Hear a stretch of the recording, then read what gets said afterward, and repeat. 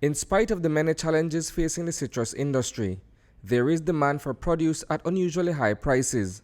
The outlook for orange and grapefruit concentrate is positive for the next 3 years. However, replanting new groves continues to be a concern for the Citrus Growers Association as it grapples with low productivity. The industry is viable for two fundamental reasons. One, you have a market. Two, you have premium prices. Grapefruit this year was at $20 per box. Oranges is around $13 to $14 per box. So you'll have strong prices for the next 2 to 3 years, primarily because the reserves in the other producing countries have been relatively low, also because of the challenges of citrus greening. So you have strong prices and you have a market. It's just to get the trees in the ground to produce, to get the industry back to the levels that you want. Returning to peak output, on the other hand, is all the more difficult considering the fact that farmlands are being sold to other stakeholders who have, in turn, diversified their crops. What were once large swaths of citrus orchards are now being replaced by acreages of coconut palms. Many of the smaller growers have sold their land. A lot of the smaller growers have sold their land. Remember, we are down from about 600 to 700 growers to right around 300 growers. So a lot of the smaller growers have sold out their land. A lot of growers have, a few growers, some of the major growers, have sold their land, and rather than the buyer plant citrus, they're replanting with coconut.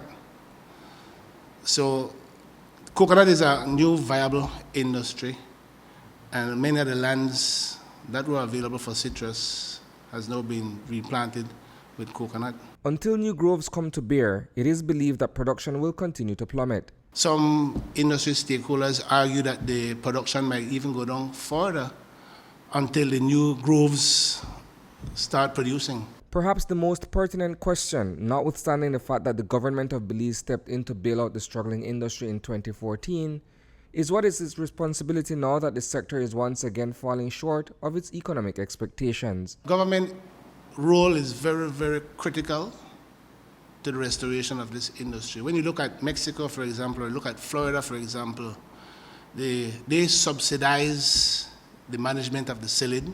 They waive taxes for citrus growers in Florida. So there has to be an injection of capital into the industry. I believe it cannot be left up to the grower.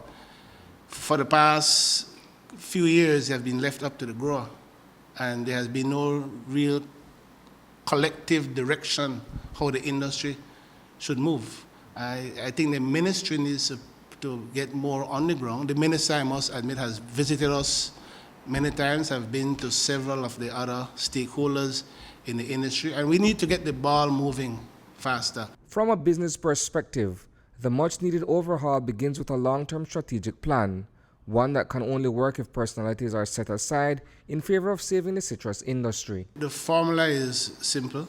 As an industry, we need to have a comprehensive strategic plan, how to move the industry. I believe there are some fundamental pillars that needs to be embedded in that strategic plan. Leadership. The industry needs leadership. The industry needs someone to champion the direction, someone at the highest level.